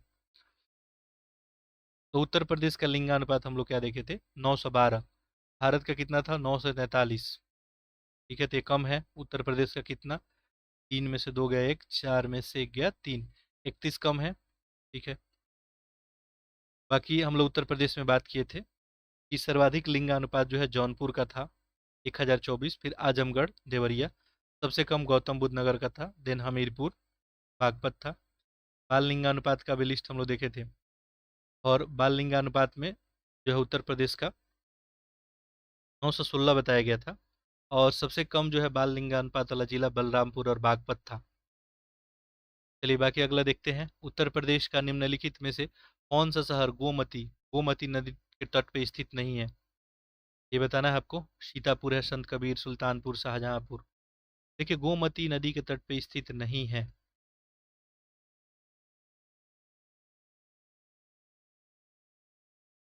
देखिए यहाँ पे क्या ऑप्शन बनेगा, बी ही बन जाएगा, संत कबीर नगर। गोमती नदी तट पे देखेंगे तो लखनऊ है। ठीक है। कला, जौनपुर, शाहजहांपुर, पीलीभीत, सीतापुर, लखीमपुर खीरी, सुल्तानपुर है। चलिए आगे देखते हैं। बाकी गंगा किनारे कौन कौन बसा है, यमुना किनारे, ये सब लिस्ट आप लोग थोड़ा देख लेंगे। तो गंगा किनारे देखेंगे तो आप कानपुर बनारसी हो गया, बदायूं, गाजीपुर, मिर्जापुर, कन्नौज, फरुखाबाद वगैरह। यमुना में देखेंगे तो मथुरा आ जाएगा, आगरा, इटावा, बटेश्वर, कौशाम्बी, हमीरपुर वगैरह। राप्ती नदी है तो ये भी क्वेश्चन पूछा गया था आपके एग्जाम में। राप्ती नदी जो है गोरखपुर के किनारे है। गोरखपुर, देवरिया, बलरामपुर, सिद्धार्थनगर, कबीर नगर, ये सब राप्ती के किनारे है। अयोध्या खूब चर्चा में है, सरयू नदी के किनारे है। हिंड नदी किनारे आपका मेरठ वगैरह, गाजियाबाद, सहारनपुर, सोन नदी किनारे सोनभद्र वगैरह देखने को मिल जाएगा। अगला देखते हैं प्रश्न संख्या 121। देखिए आप लोग लेक्चर को अधिक से अधिक जरूर शेयर कर देंगे ताकि ये कंटेंट जो है मैक्सिमम लोगों के पास पहुंच जाए। एक लोग जो है 2-3 लोग से शेयर कर सकते हैं, मुश्किल नहीं होगा, 2-4-5 सेकंड आपका जाएगा। और इसमें किसी का जो है बहुत अच्छा हो जाए तो ये बेहतरी बात है आप सभी के लिए। देखिए उत्तर प्रदेश मुख्यमंत्री कन्या सुमंगला योजना, कन्या सुमंगला योजना कब शुरू किया गया था ये पूछा गया है। देखिए कन्या सुमंगला योजना इस बारे में बात हुई थी, 2019 का योजना है ये। ठीक है, 1 अप्रैल 2019 को जो है लागू भी किया गया था। कन्या जो है भ्रूण हत्या पे अंकुश लगाने के लिए और बालिकाओं को जो है स्वस्थ और शिक्षा को सशक्त करने के लिए उत्तर प्रदेश सरकार द्वारा 2019 में लॉन्च किया गया था। अब देखिए इसमें ये भी पूछ सकता है निम्नलिखित में से कौन सा सही है। कन्या सुमंगला योजना 2019 में शुरू किया गया था, लाभार्थी उत्तर प्रदेश का ही होना चाहिए, तो बात सही है इसमें। एक आधे स्टेटमेंट और पूछ सकता है कि लाभार्थी का पारिवारिक वार्षिक आय जो है अधिकतम 3 लाख रुपया ही हो, 3 लाख से अगर ज़्यादा होगा तो ये योजना का लाभ नहीं उठा सकते हैं। ठीक है। बाकी दूसरा कंडीशन क्या था कि परिवार में अधिकतम 2 ही बच्चियां जो है योजना का लाभ उठा सकती थी। ये सब जो है कंडीशन था। चलिए अगला देखते हैं। उत्तर प्रदेश की नई जनसंख्या नीति जो है कब लॉन्च की गई है पूछा गया है। नई जनसंख्या नीति, तो देखिए विश्व जनसंख्या दिवस के अवसर पे ही ये जो है 11 जुलाई 2021 को है। अब देखिए जनसंख्या नीति वगैरह बनाया जाएगा तो कुछ तो टारगेट किया जाएगा, उत्तर प्रदेश सरकार कुछ टारगेट करेगा। उत्तर प्रदेश सरकार जो है टारगेट किया है कि 2026 तक जो है प्रजनन दर जो है हम 2.7 से घटाकर कहाँ तक लेके चले जाएंगे, 2.1 तक। और 2030 तक टारगेट किया है कि 2030 तक जो है प्रजनन दर हम 1.7 कर लेंगे। ठीक है, तो ये सरकार का इसमें टारगेट है। चलिए आगे देखते हैं। बाकी डिटेल में पढ़ेंगे तो बहुत सारा इसमें बात मिलेगा, लेकिन ये इंपॉर्टेंट है, ये याद रखेंगे आप। हमेक स्तूप उत्तर प्रदेश के निम्नलिखित में से किस स्थान पे स्थित है? हमेक स्तूप, तो फैक्चुअल सा प्रश्न है। करेक्ट आंसर सी ही बन जाएगा, सारनाथ। ठीक है। वाराणसी से 13 किलोमीटर दूर जाएंगे सारनाथ में एक विशाल स्तूप है, मौर्य शासन के समय बनाया गया है। अगला देखिए प्रश्न संख्या 124। उत्तर प्रदेश का कौन सा लोक नृत्य विवाह उत्सव में दर्पण और रुमाल पकड़कर किया जाता है? ठीक है। ये नृत्य वगैरह का विशेषता भी पूछता है, जैसे अभी एक अपारे और में एक प्रश्न भी पूछा था। यहाँ पे देखिए दर्पण और रुमाल को पकड़कर किया जाता है, वो कौन सा नृत्य है पूछा गया है। तो देखिए छपेली नृत्य है ये। ठीक है। इसमें जो देखिएगा तो दर्पण और रुमाल को पकड़ के नृत्य जो है आपको किया जाता है। बाकी देखिए ऑप्शन में एक धुरंग नृत्य भी है। धुरंग नृत्य जो है ये डूम और जो है भोटिया लोग के द्वारा किया जाता है, मृत्यु संस्कार से संबंधित है ये। श्वांग नृत्य है ये जो है एक नाट्य शैली है जिसमें नकल किया जाता है, गीत और संवाद वगैरह देखने को मिलता है। राजस्थान, हरियाणा, मध्य प्रदेश, उत्तर प्रदेश में ये देखने को मिलता है आपका श्वांग नृत्य। नौटंकी की बात करेंगे तो ये नुक्कड़ नाटक के रूप में भी इसको देखने को मिलता है। नौटंकी बिहार उत्तर प्रदेश में जनरली आपको देखने को मिलता है। अगला देखिए प्रश्न संख्या 125, प्रदूषण है और स्रोत है। ठीक है, तो इसमें बताना है आपको किस तरह का जो है प्रदूषण, प्रदूषक का नाम है और उसका सोर्स क्या हो सकता है। अच्छा, इसमें सुमेलित करना है, ठीक है। चलिए देख लेते हैं। देखिए हाइड्रोकार्बन है सबसे पहले, तो हाइड्रोकार्बन जो है आपको बन जाएगा जीवाश्म ईंधनों के दहन से, तो एक है तो चार बनेगा। आंसर करते रहेंगे पैरेलल, आप पैरेलल जो है मेरे साथ। क्लोरोफ्लोरोकार्बन है, CFC। ये देखिए इसका स्रोत क्या होता है, एक रेफ्रिजरेटर हो सकता है, स्प्रे, जो विमान से उत्सर्जन होता है, सब इसका स्रोत हो जाएगा, तो तीन हो जाएगा। ओजोन, ओजोन जो है यहाँ पे बन जाएगा ऑटोमोबाइल उत्सर्जन। दो, धूम कोहरा, ये उद्योग और वाहन प्रदूषण बन जाएगा यहाँ पे, तो औद्योगिक उत्सर्जन यहाँ पे इसको हम लोग काउंट कर लेंगे। चार तीन दो एक, चार तीन दो एक ऑप्शन में नहीं है क्या, ये है ऑप्शन डी में है, ऑप्शन डी यहाँ पे सही कर लेंगे। ठीक है, बाकी जो है मरकरी जो है ये उद्योग से रिलेटेड होता है। रेडियोधर्मिक भी प्रदूषक होते हैं, जैसे आपको अंतरिक्ष किरणें में जैसे एक्स रे, बीटा किरण हो गया, रेडॉन वगैरह आता है। ठीक है, चलिए अगला देखते हैं हम लोग। भारतीय प्राणी सर्वेक्षण की स्थापना की गई थी, तो फैक्चुअल सा प्रश्न है। ठीक है, जूलॉजिकल सर्वे ऑफ इंडिया को स्टेबल किया गया था, बताना है कब किया गया था। देखिए, तो जूलॉजिकल सर्वे ऑफ इंडिया कब 1916 में स्थापित था, तो ऑप्शन सी ही आपका क्या बन जाएगा, करेक्ट बन जाएगा। ठीक है, अगला देखते हैं प्रश्न संख्या 127।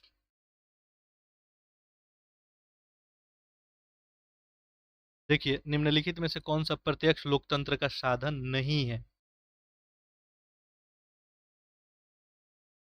जनमत संग्रह, स्वेच्छा तंत्रवादी, मत संग्रह, प्रथम करवाई।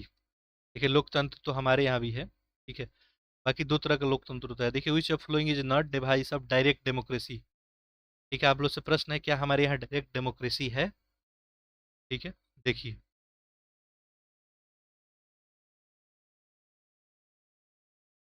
तो जनमत संग्रह, ठीक है, मत संग्रह हो गया, इसके अलावा प्रथम जो है करवाई, ये सब तो लोकतंत्र के साधक हो जाएंगे। ये स्वेच्छा तंत्रवाद, ठीक है, ये ऑप्शन नहीं बनेगा। ठीक है, तो ऑप्शन जो है यही हो जाएगा आपका बी। देखिए प्रत्यक्ष लोकतंत्र में चार व्यवस्था है, आपको देखने को मिलेगा। एक तो जनमत संग्रह का बात आता है, इसमें क्या देखने को मिलता है, प्रस्तावित विधि को मतदाता के पास उनके प्रत्यक्ष वोटों के द्वारा निपटाने के लिए भेजा जाता है, ये तो करेक्ट हो जाएगा। ठीक है, प्रथम करवाई भी होता है, इसके माध्यम से जो है लोक विधायिका को अधिनियमित करने के लिए एक विधेयक जो है प्रस्तावित जो किया जाता है। मत संग्रह होता है, साथ साथ प्रत्याह्वान होता है। ठीक है, चार यहाँ पे। अगला देखिए 128, भारत सरकार के वार्षिक वित्तीय विवरण के संदर्भ में कौन सा कथन सही है, बताना है यहाँ पे। बाकी देखिए ऑप्शन ए जी टीज है, एक दो, एक ना तो एक ना ही दो।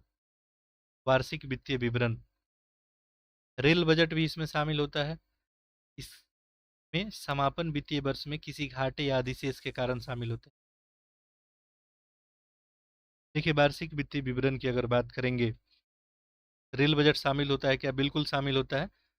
ठीक है, साथ साथ जो है वित्तीय वर्ष में किसी घाटे का अधिशेष का कारण भी इसमें शामिल होता है, सारा यहाँ पे सही है, ऑप्शन यही बन जाएगा। देखिए बजट तो शब्द कहीं है नहीं हमारे संविधान में, क्या लिखा है, वार्षिक वित्तीय विवरण। ठीक है, तो वार्षिक वित्तीय विवरण में रेल बजट शामिल है, कोई डाउट नहीं है। चलिए आगे बढ़ते हैं।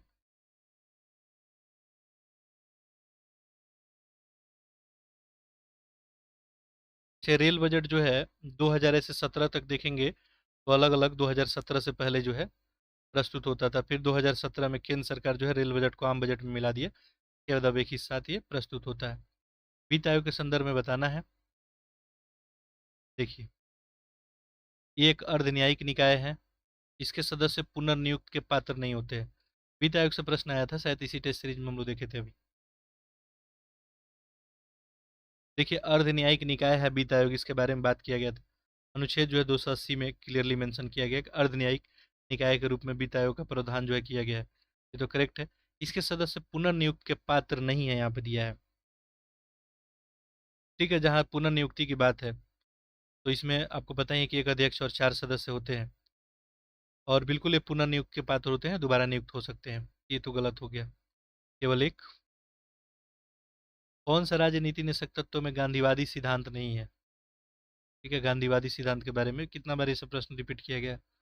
देखिए, संविधानित राज्य सरकार द्वारा ग्राम पंचायत वाला बात तो गांधीवादी ही है। ग्रामीण क्षेत्रों में जो है अगर बात किया जाए तो भी गांधीवादी ही हो जाएगा। सहकारी समिति स्वैच्छिक गठन, गरीबों को निःशुल्क विधिक सहायता प्रदान करना, ये गांधीवादी में नहीं है, तो ऑप्शन सी ही आपका करेक्ट हो जाएगा।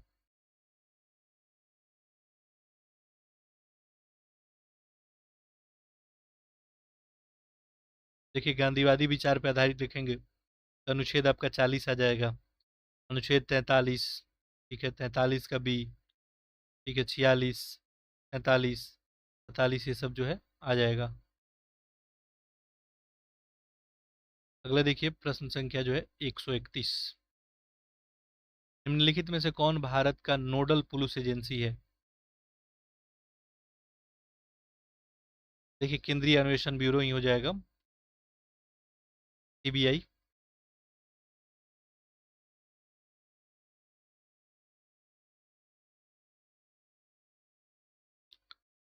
अगला देखते हैं, प्रश्न संख्या 132। देखिए, क्षेत्रीय राजनीतिक दलों की विशेषता के संदर्भ में निम्नलिखित में से कौन सा कथन सही है? क्या गया है? देखिए, एक टेस्ट सीरीज हम डिस्कस किए थे फुल लेंथ का, 3 घंटा प्लस हो गया था। तो ऐसे में क्या होता है कि 3 घंटा देखते देखते ही एक दिमाग में प्रेशर होता है कि 3 घंटा देखना होगा। तो ऐसे में हम स्प्लिट करके टेस्ट सीरीज डिस्कस कर रहे हैं। आप लोग को ध्यान में मद्देनजर रखते हुए 2 पार्ट में हम लोग टेस्ट सीरीज अभी कर रहे हैं, 75-75 फॉर्मेट में। ठीक है, तो एक पार्ट ऑलरेडी किए थे उस दिन, ये दूसरा पार्ट कर रहे हैं। अगला टेस्ट नंबर 12 किया जाएगा, कंटिन्यू अभी आपको जो है टेस्ट उपलब्ध जो है कराया जाएगा। देखिए, तो क्षेत्रीय राजनीतिक दलों की विशेषता के, उनका मतदाता आधार ही एक क्षेत्र तक, वो स्वयं को एक विशेष सांस्कृतिक, धार्मिक, भाषाई, जातीय समूह से जोड़ते हैं। देखिए, जो क्षेत्रीय राजनीतिक दल है इन्हीं के बारे में पूछा गया, बिल्कुल इजी क्वेश्चन है ये। जो क्षेत्रीय राजनीतिक दल होते हैं, उनका मतदाता का आधार एक ही क्षेत्र तक सीमित होता है, और वो लोग क्या होते हैं, विशेष सांस्कृतिक, धार्मिक और भाषाई, जातीय समूह से अपने आप को जोड़ते भी हैं। दोनों ही सही हो गया, तो ऑप्शन आपका ही, कोई डाउट नहीं है। 133 देखते हैं हम लोग। देखिए, पूछा गया है क्या, कैसानूर जो है फॉरेस्ट डिजीज के संदर्भ में बताना है। कौन सा सही यहाँ पूछा गया है? केवल दो है, ना तो एक ना ही दो, केवल एक, दोनों है।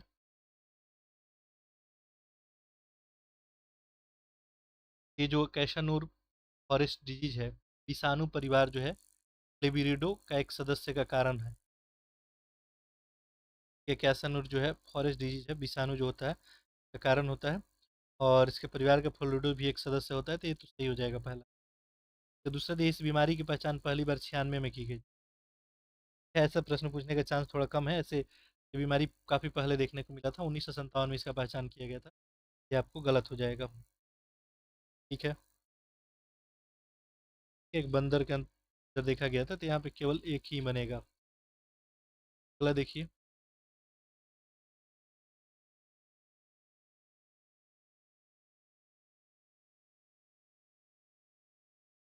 लिखित में से कौन सा पुष्प का भाग है, यहाँ पूछा गया है।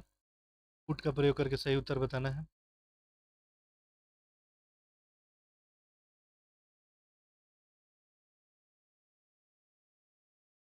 देखिए, पुष्प का भाग दिया गया है यहाँ पे, कुरोला, उमंग, जायांग और कैलिस्क। ठीक है, तो ये देखिए कुरोला हो गया, जोसियम, जेनिम और केल्स, बिल्कुल सही है।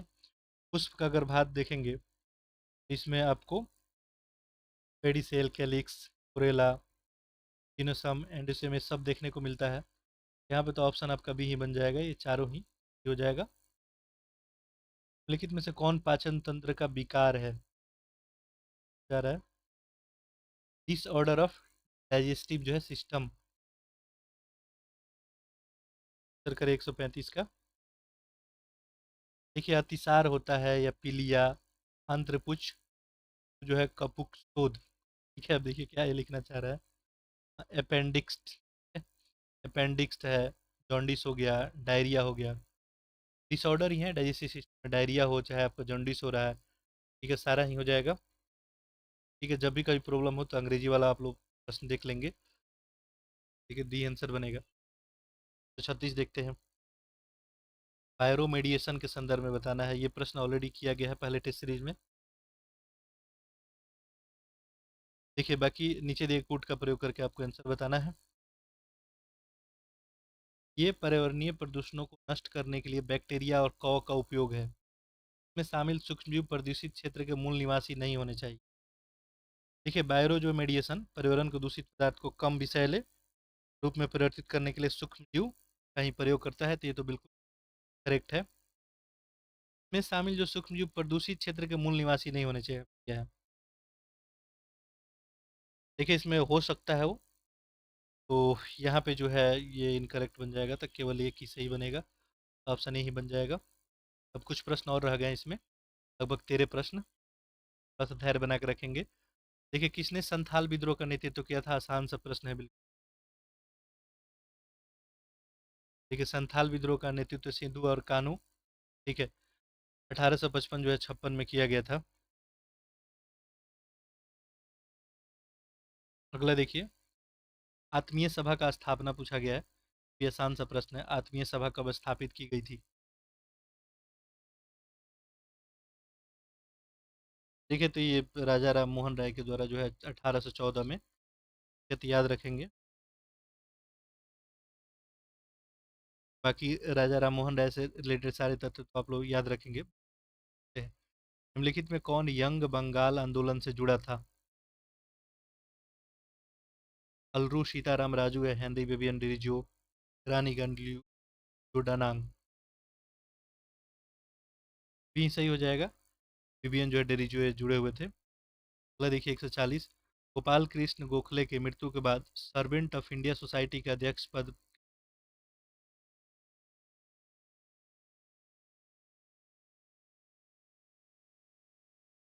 देखिए, मृत्यु के बाद जो है देखेंगे तो ये श्रीनिवास जो है शास्त्री, ठीक है, गोखले की मृत्यु के बाद श्रीनिवास शास्त्री की अध्यक्षता में जो है ये सर्वेंट ऑफ इंडिया सोसाइटी की अध्यक्षता की गई। पहला दयानंद एंग्लो वैदिक डीएवी स्कूल कहाँ स्थापित किया गया था? पहला डीएवी, ठीक है, देखिए क्या बात करेंगे, वो दयानंद सरस्वती के द्वारा जो है के बारे में आपको पता ही होगा।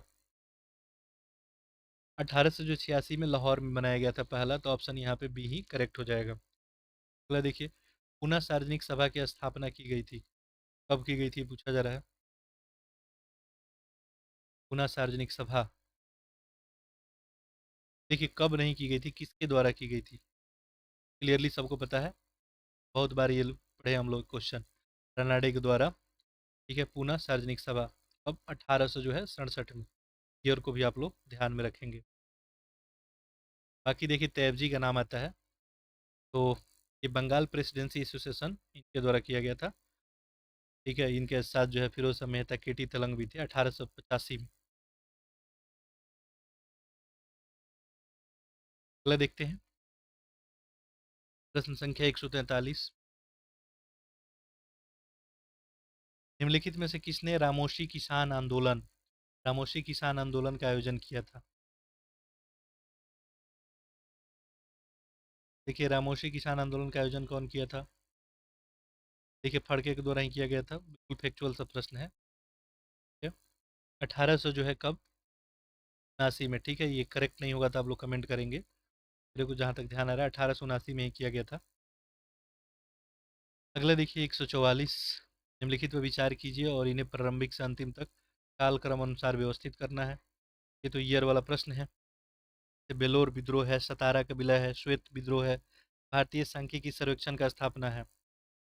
देखिए, बेलोर का विद्रोह जो है जर जो है बार्लो दौरान ही शुरू हुआ था। ये बेलोर विद्रोह कब था? 1806 में था। सतारा का विलय जो है कब देखने को मिला था? तो डलहौजी का जो सिद्धांत था, हड़प नीति, उसी के तहत ये सब विलय किया गया था। और सतारा का विलय आई थिंक जो है 1840 में है। श्वेत विद्रोह की बात करेंगे, ये कैनिन के समय हुआ था। यूरोपीय जो है सैनिक में, ये 1859 में। लास्ट है भारतीय सांख्यिकी सर्वेक्षण का स्थापना के मेयो के द्वारा जो है। तो यहाँ पे देखिए सीक्वेंस क्या बनेगा, ये सबसे लास्ट में ही होगा, आपको 1869 के बाद ही है, एग्जैक्ट डेट तो ध्यान नहीं आ रहा है। ये आप लोग कमेंट करके बताएंगे इसका स्थापना कब हुआ था। यहाँ पे 1 2 3 4 ये ऑप्शन आपका ए ही बन जाएगा। महाराष्ट्र के किस सुधारक को जो है लोक हितवादी के नाम से भी हम लोग जानते हैं? देखिए लोक हितवादी के नाम से किसको जानते हैं? देशमुख को, गोपाल हरि देशमुख को, महाराष्ट्र के समाज सुधारक थे। इन्हीं को उपनाम दिया गया था ये लोक हितवादी का। अगला देखिए, कौन जो है मेंडलियन अनुवांशिक विकार नहीं है? क्या अनुवांशिक डिजीज जो है कौन नहीं है, पूछा गया है। जेनेटिक जो नहीं होता है, देखिए हेमोफीलिया तो होगा, सिकल सेल एनीमिया भी होगा, सिस्टिक फाइब्रोसिस, यहाँ पे ऑप्शन सी ही बन जाएगा। मेंडेलियन जो है आपको अनुवांशिक डिजीज जो है देखेंगे तो क्रोमोजोम में जो विकार उत्पन्न हो जाता है उसके कारण आता है। इसमें आपका हेमोफीलिया हो गया,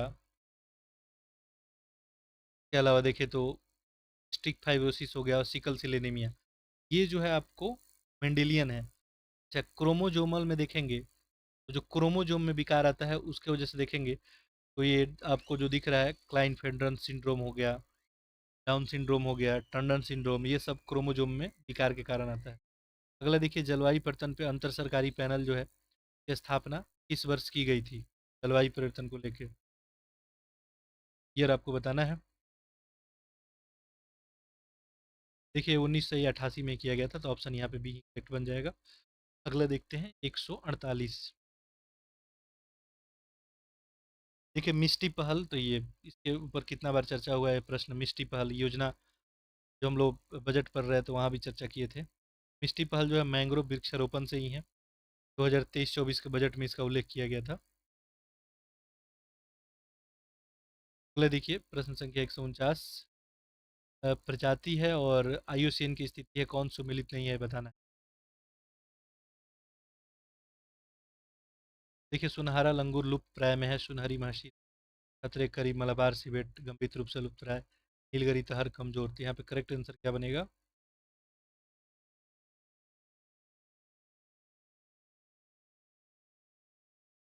देखिए सुनहरा जो लंगूर है लुप्त प्राय के कैटेगरी में इसको रखा गया है। ठीक है, संकटग्रस्त की स्थिति में है ये तो करेक्ट है।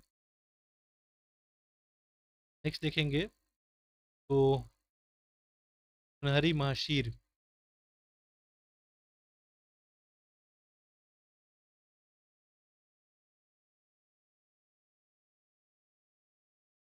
यही शायद आपका आंसर बनेगा। ठीक है, देखिए इसमें मलाबार सिवेट भी है, ये तो पश्चिमी तट में देखने को मिलता है, गंभीर खतरे से लुप्त प्राय है, ये तो करेक्ट है। नील जो है गिरगिरी तहर के बारे में बात करें, ये जो है असुरक्षित कैटेगरी में है। ठीक है, मलाबार सिवेट की बात करेंगे, एक आपको गंभीर रूप से लुप्त प्राय, ये शायद इसमें सही सुमेलित सी ही नहीं बनेगा, बाकी इसको आप लोग कमेंट करके बताएंगे, सी ही इसका आंसर बनेगा। ठीक है, चलिए अगला देखते हैं, लास्ट प्रश्न होगा आज का। वायु जो है गुणवत्ता पूर्वानुमान अनुसंधान प्रणाली सफर एक पहल है, किससे रिलेटेड है ये? सफर देखिए पृथ्वी विज्ञान मंत्रालय का ही है, ये 2010 में उद्घाटन किया गया था पृथ्वी विज्ञान मंत्रालय के अंतर्गत ही। ठीक है, चलिए तो इस तरह से ये हम लोग का 150 प्रश्न फिनिश हुआ और आपका दृष्टि का ये टेस्ट नंबर 11 फिनिश हुआ। अब हम लोग दृष्टि वाला टेस्ट नंबर 12 देखेंगे अगले दिन। ठीक है, बाकी आप लोग जो है रिवीजन अपना करते रहें, लेक्चर को अधिक से अधिक शेयर कर देंगे। ठीक है, बाकी कोई फीडबैक कमेंट होगा तो ज़रूर आप लोग लिखेंगे। ये आप सभी का बहुत बहुत धन्यवाद।